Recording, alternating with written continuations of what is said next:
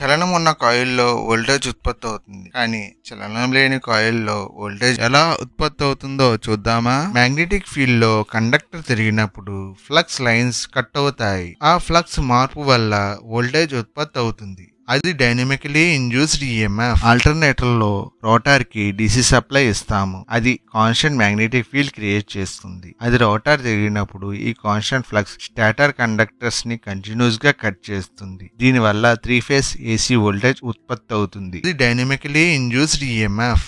కానీ ట్రాన్స్ఫార్మర్ లో ఎటువంటి పార్ట్స్ కదలవు.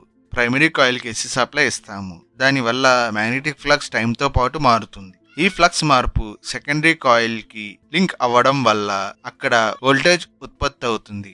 ఇదే స్టాటికలీ ఇండ్యూస్డ్ ఈఎంఎఫ్. రోటార్ డీసీతో స్టేబుల్ ఫీల్డ్ తిరిగితే డైనమికలీ ఇండ్యూస్డ్ ఈఎంఎఫ్. కానీ ట్రాన్స్ఫార్మర్ లో ఏసీ ఫ్లక్స్ మారితే స్టాటికలీ ఇండ్యూస్డ్ ఈఎంఎఫ్ ఉత్పత్తి అవుతుంది.